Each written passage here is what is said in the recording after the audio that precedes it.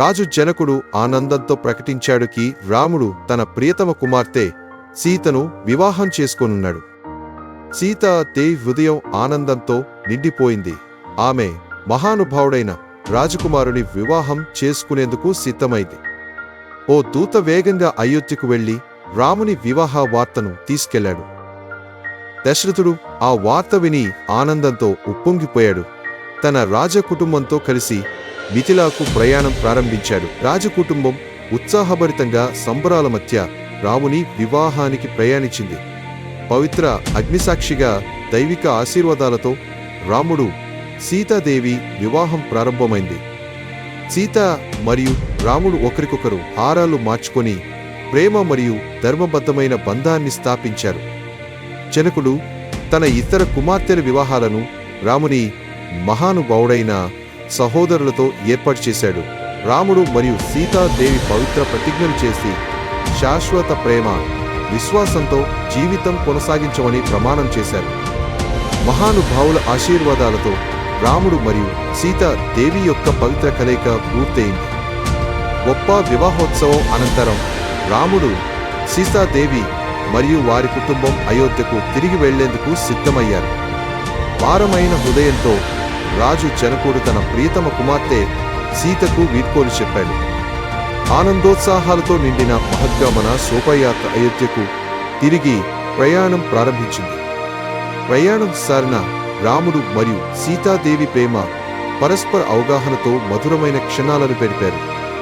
నది తీరంలో విశ్వామిత్రుడు వీడ్కోలు పలికాడు, ఎందుకంటే అతని కర్తవ్యము విజయవంతంగా పూర్తయింది. అకస్మాత్తుగా మహాయోధుడు ఋషి పరశురాముడు ప్రత్యక్షమయ్యాడు. ఆయన కళ్ళు శక్తితో దహించిపోతున్నట్లుగా మెరవసాగాయి. శివుని ధనుస్సును ఎవరు విరిచారు అని పరశురాముడు గర్జించాడు. అతని కోపం భూమిని కంపింపజేసింది. రాముడు వినయంతో చిరునవ్వుతో స్పందించాడు, అది నేను పరమశివుని ఆశీర్వాదంతో. రాముని దైవిక శక్తిని గుర్తించిన పరశురాముడు శాంతించిపోయాడు. ఆయన్ను ఆశీర్వదించి ప్రస్థానం అయ్యాడు. అపారమైన ఆనందంతో రాముడు మరియు సీతాదేవి అయోధ్య చేరుకున్నారు. ఉత్సాహభరిత ప్రజలు వారికి సాదర స్వాగతం పలికారు. అయోధ్య ప్రజలు హర్షధ్వానాలతో మంగళకరంగా స్వాగతించారు, ఎందుకంటే వారి ప్రియతమ రాజకుమారుడు రాముడు మరియు రాజకుమార్తె సీతాదేవి చేరుకున్నారు.